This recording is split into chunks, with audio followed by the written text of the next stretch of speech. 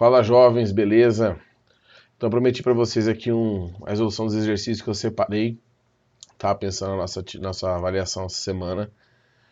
São vários exercícios, então eu vou ser um pouco mais direto aqui, um pouco mais rapidinho. Qualquer coisa você volta aí, assiste de novo o exercício, vê com calma cada um dos passos, pergunta pro seu colega, tá? Então lá na nossa apostila, o primeiro exercício que eu separei foi esse exercício aqui, que diz: um carrinho de controle remoto percorre uma mesa horizontal até chegar à borda e ser lançado horizontalmente com velocidade de 5 metros por segundo. Então essa é a velocidade inicial, 5 metros por segundo. Opa, tá dando um delayzinho aqui. Expressando a resistência do ar, sabendo que o topo da mesa está a uma altura de 5 metros, determina o alcance máximo atingido pelo carrinho. Bom, o que eu preciso saber aqui? Eu preciso saber primeiro qual que é o tempo. Deixa eu dar uma melhorada desses 5 metros aqui. Altura, 5 metros. Vai ficar assim mesmo. Qual que é o tempo de queda? E para isso eu vou analisar o eixo Y primeiro. Então eu começo com o eixo Y. Por que eu não começo com o eixo... Nossa senhora, gente. Eixo Y. Espera aí que tá dando um delay grande aqui. Eu vou cabear, espera aí um pouquinho. Pronto, voltei. Eu preciso primeiro analisar o eixo Y. Por que eu vou analisar o eixo Y e não vou começar com o eixo X? Porque no eixo X eu só tenho velocidade, eu não tenho tempo e não tenho distância. Então, para o eixo Y, para descobrir o tempo de queda, eu vou usar o sorvetão. Tá? Detalhe, eu vou estabelecer qual é o referencial? Aquele que eu recomendei para vocês. Tudo para cima é positivo. Então, a bolinha, quando ela cai, esse carrinho de controle remoto, quando ela cai, ela chega no solo, que é o zero. É a posição mais baixa. Ela começa a cair 5 metros acima, sem velocidade inicial, então o tempo fica zero ali também, né? Zero esse termo. A gravidade aponta para baixo, ela é negativa, menos 10 t quadrado sobre 2. Aqui ele não passou o valor da gravidade, mas se considera que é 10, tá? Quando a gente da apostila não passar, considera que é 10. Deixa eu ver se está gravando aqui, tá? Então, esse termo eu vou passar para o lado de lá, vai ficar 10 dividido por 2 é 5, 5t quadrado, que é igual a 5. Então, t igual 5 dividido por 5 dá 1. t quadrado vale 1, então t também vale 1 segundo. Agora eu vou para o eixo x. E quando eu vou para o eixo x, para descobrir a distância alcançada, eu vou usar a fórmula, a equaçãozinha do sorvete, porque aqui eu não tenho, porque aqui eu não tenho aceleração. Então, eu uso a equação do movimento uniforme. Quanto que ele se desloca? Não sei. Posição inicial, o referencial eu vou chamar de 0. A velocidade é 5 e o tempo é 1. Então, ele percorre 5 metros. Essa é a resposta do primeiro exercício. Bem de boa, bem parecido com os que a gente fez na sala. Certo? Próximo exercício. Ao lançar o martelo durante uma competição olímpica, um atleta impõe uma velocidade inicial de 20 metros por segundo. Então eu tenho um objeto aqui sendo lançado com uma velocidade inicial de 20 metros por segundo. Fazendo um ângulo de 30 com a horizontal. Então aqui eu tenho um ângulo θ, deixa eu fazer menorzinho, θ, e esse θ vale 30 graus. Considerando as previsíveis resistências do ar sobre o martelo, determina a altura máxima atingida por ele. Aqui eu não preciso trabalhar com o eixo X, eu vou trabalhar só com o eixo Y. Então eu tenho a velocidade inicial em Y, certo? V0y. E o que eu vou descobrir? Eu vou descobrir quanto tempo demora a chegar no ponto mais alto, e a partir desse tempo eu descubro a altura. Como que eu faço isso? Bom, eu tenho aqui o Vy, V0y, é igual ao V0. Aqui eu não tenho ângulo, ó. Aqui eu estou sem o ângulo. Então é seno de θ, que no caso é 30. Então, V0y e V0y é igual o V0 que vale 20 e o seno de 30 que vale meio. Então 20 vezes meio, 10 metros por segundo. Eu falei que dá para achar o tempo e realmente dá, tá? Eu posso fazer um caminho assim, ó. Eu posso usar a equação, a função horária da velocidade e achar o tempo que ele vai parar e depois usar esse tempo no sorvetão e descobrir quanto que ele subiu. Mas nesse caso específico, eu posso usar a Torricelli. Então eu vou mudar a resolução, eu vou usar a Torricelli, porque eu acho que é um dos poucos exercícios que a gente vai acabar usando. Então Torricelli, V igual a V0 ao quadrado, mais 2 vezes A vezes o deslocamento, que é o que ele sobe, que é a altura. Por quê? Eu vou analisar que no ponto mais alto, ele para, a velocidade em y é 0. Então no ponto mais alto, essa velocidade final é 0. A inicial em y vale 10. A gravidade é negativa, lembra? Para baixo para negativo. Então aqui já vai ficar negativo, menos 2 vezes a gravidade, que é 10, vezes a altura. 2 vezes 10, 20, vezes h, 20h. Passo para o outro lado, 20h fica positivo, igual a 10 ao quadrado, que é 100. Então h é 100 dividido por 20, h é 5 metros. Está resolvido o exercício. Se eu fizesse pelo outro caminho, eu também chegaria na resposta. Então, se quiser para treinar, pode usar as outras duas equações de cima, que você vai chegar na mesma resposta, na mesma resolução. Beleza? Vamos para o próximo. Próximo exercício é uma questão teórica do Enem. Na antiguidade, algumas pessoas acreditavam que no lançamento oblíquo do objeto, a resultante das forças que atuavam sobre ele tinha o mesmo sentido da velocidade de todos os instantes, ou seja, a força apontava para onde estava a velocidade. Isso não está de acordo com as interpretações científicas atualmente utilizadas. Desprezando a resistência do ar, qual a direção e o sentido do vetor força resultante que atua no objeto no ponto mais alto? Pensa comigo. A partir do momento que você lança o objeto, que força que continua agindo nele? A da gravidade. Não importa o momento que você está analisando, porque a gente não tem resistência do ar, a única força é a gravidade. E essa força da gravidade é sempre para o centro da Terra, no caso, uma superfície, sempre para baixo. Então tem que ser uma força vertical. Então não é indefinido, não é horizontal, não é inclinado e não é inclinado. Logo, é uma força vertical para baixo, pois somente o peso está agindo. O peso, para quem não sabe o que é, o peso é a força da gravidade, que a gente calcula desta forma aqui. Não é assunto da nossa prova, mas vocês vão ver isso nas leis de Newton. Aqui eu tenho a força-peso, aqui eu tenho a massa do objeto, e aqui eu tenho a gravidade que age sobre ele. Até aqui, gente, 3 exercícios bem tranquilos, né? Fiquem atentos com os teóricos, porque são sempre esses que derrubam a galera aí que está acostumada a só jogar na fórmula. Questão 4. Em uma experiência didática, 5 esferas de metais foram presas a um barbante, de forma que a distância entre as esferas consecutivas aumentava em progressão aritmética. O barbante foi suspenso e a primeira esfera ficou em contato com o chão. Olhando o barbante de baixo para cima, as distâncias entre as esferas ficavam cada vez maiores. Quando o barbante foi solto, o som das colisões entre duas esferas consecutivas e o solo foi gerado em tempos iguais. Então, vamos entender o que está acontecendo.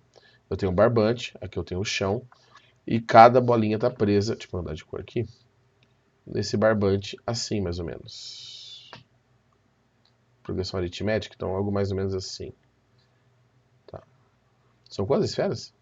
5 esferas, tá? Vou fazer só 4, vou fazer aqui, então vai. Vou fazer a quinta esfera aqui. Eu aumento mais esse barbante. Aqui outra. Então, se aqui, por exemplo, eu tenho x, aqui eu tenho 2x, progressão aritmética, né? Então, aqui eu tenho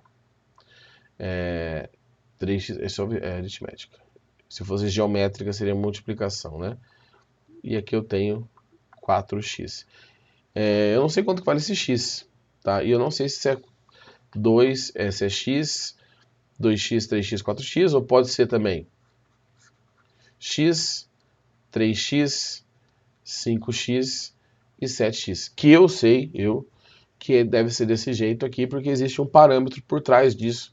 É um dos experimentos famosos de Galileu, mas você não precisaria saber disso para resolver o exercício.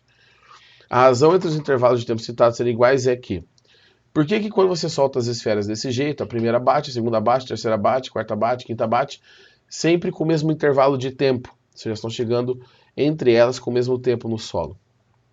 Isso só é possível, só é justificável, porque se elas estão chegando sempre com o mesmo intervalo de tempo, quer dizer que a primeira viajou x num tempo, a outra viajou 2x, né? 3x, perdão, no outro tempo. Essa aqui viajou 5x no mesmo tempo. E essa aqui, 7x no mesmo tempo. Então, elas estão com velocidades diferentes quando elas tocam o solo, né? Porque conforme ela vai caindo, a aceleração da gravidade vai agindo. Então, vamos lá. A velocidade de cada esfera é constante? Não. Se fosse constante, os tempos seriam diferentes. A força resultante em cada esfera é constante? É a força da gravidade. Por enquanto, essa aqui a gente marca como correta, mas vamos ler o resto. A aceleração aumenta com o tempo? Não, porque a aceleração é da gravidade. A tensão aplicada em cada esfera aumenta? Não, porque quando você solta, o fio não estica mais, não está segurando mais essa esfera. Ela só está caindo, então não tem tensão. E em outro momento vocês vão estudar as forças de tensão, tá? A energia mecânica aumenta? A gente não estudou energia, mas energia, para aumentar a energia, você tem que ir lá e adicionar energia no sistema. O que você não está fazendo, logo a resposta é realmente a alternativa B de bola. Ok? Próximo exercício. 7. 3 blocos de mesmo volume, mas de materiais e massas diferentes, são lançados obliquamente para o alto, de um mesmo ponto do solo, na mesma direção, mesmo sentido, mesma velocidade. Observe as informações. Os alcances do chumbo, ferro e granito A1, A2 e A3. Entre as relações, o alcance, a relação apresentada correta é... Aqui tem um detalhe. A massa desses materiais são diferentes, mas eles são lançados dos mesmos níveis, tá? Do mesmo ponto do solo, para a mesma direção e mesmo sentido, com a mesma velocidade. O que é importante lembrar aqui? Que a massa não interfere no movimento. Opa! Interfere no movimento. Isso é extremamente importante. Então, o que esse exercício está tentando pegar vocês aqui no caminho? Falando que, como as massas são diferentes, as esferas são diferentes, você fala, a mais pesada vai chegar depois, a mais leve vai chegar antes, mas você nem sabe as massas. Você não sabe qual tem mais massa, qual tem menos. Você tem que decorar qual que é a densidade do ferro, do granito e do chumbo. Então, os alcances serão iguais. É aquela história que se eu soltar um objeto, uma apostila, uma bolinha de papel, elas vão cair juntas no solo, tá? Deixa eu dar uma puxadinha aqui. Falta mais 4 exercícios só que agora chegam uns um pouquinho mais enjoados. Esse alguns até já fizeram na sala, mas vamos lá. Da FATEC. Em um jogo de futebol, o goleiro, para aproveitar o contra-ataque, arremessa a bola no sentido do campo adversário. Ela percorre então uma trajetória parabólica, representada na figura, em 4 segundos. Então aqui eu tenho o tempo, o que não é normal, né? Normalmente eles não passam o tempo pra gente. Tem o desenho aqui. Desprezando a existência do ar e com base nas informações apresentadas, podemos concluir que os módulos da velocidade v de lançamento e da velocidade vh da altura máxima são em metros por segundo. Vamos focar nesse vh primeiro, que é a velocidade horizontal. No eixo x, o que eu tenho? Tá? Aqui, eixo x. Eu tenho o tempo, tá aqui, que é 4 segundos. Eu tenho a distância, que é 60 metros. Sabendo o tempo e a distância, eu posso descobrir a velocidade no eixo x, que é a velocidade que existe no ponto mais alto. No y, ela para de subir e descer, mas para frente ela continua indo. Então, eu vou acabar achando o VH. Fazendo o quê? Ou sorvete, ou ΔS por ΔT. Tanto faz. A velocidade horizontal é o deslocamento vale 60 metros, o tempo vale, 4 segundos. Então a velocidade horizontal é igual a 15 metros por segundo. Então na ordem, eu sei que a última tem que ser 15, então a resposta é C, tá?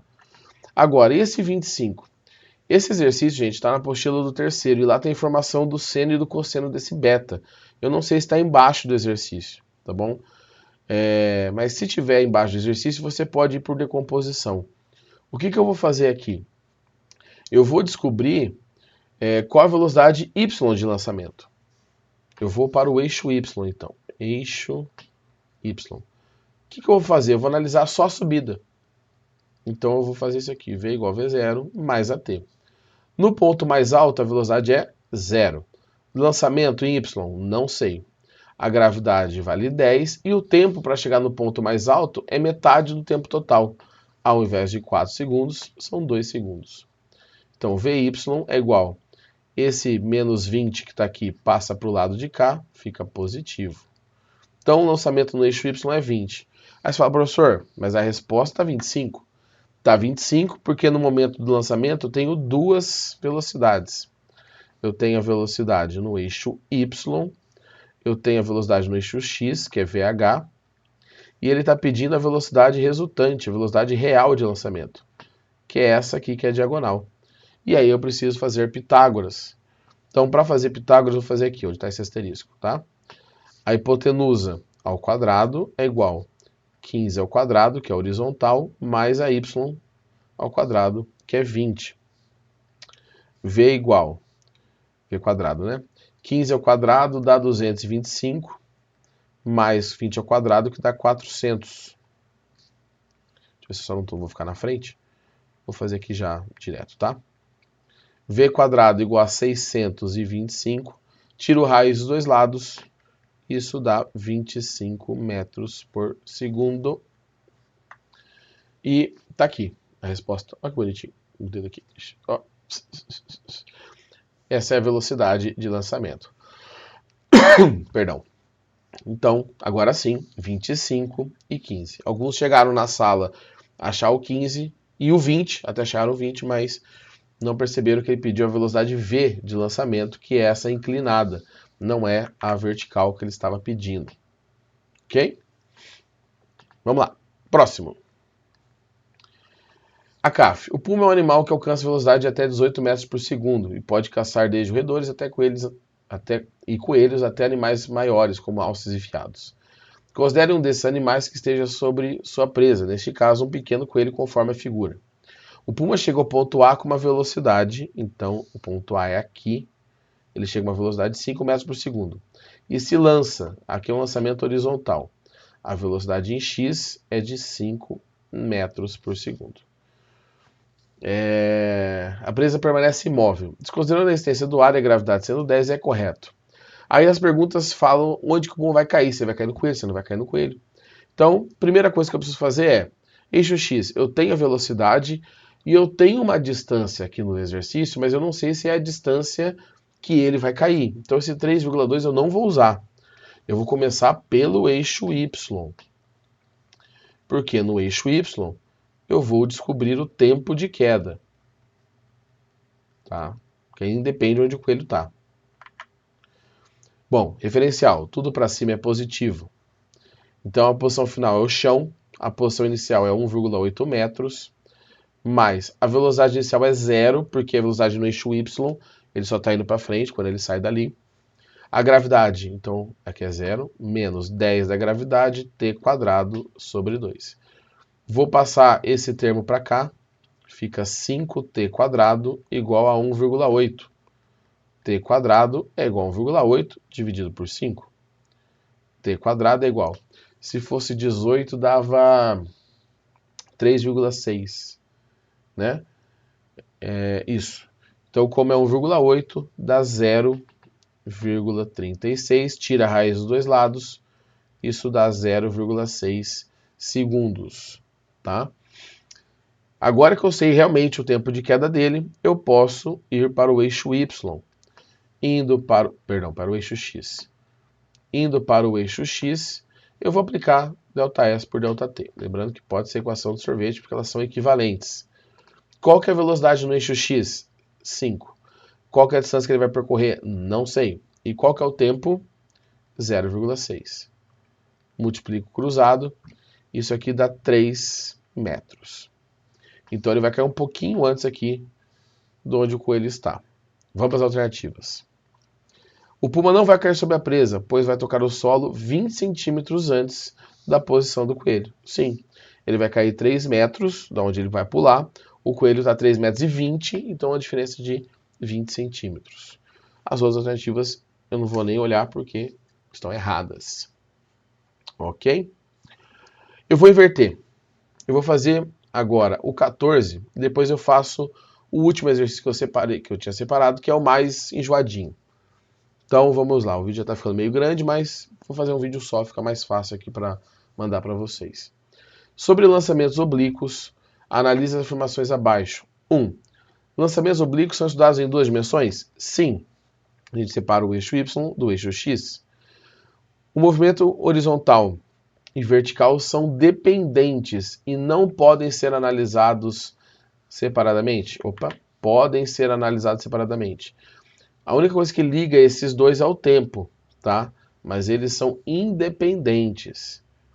Na Terra, o movimento vertical é sempre acelerado. Aqui a gente tem um problema, tá, gente? Porque sempre é uma palavra muito forte.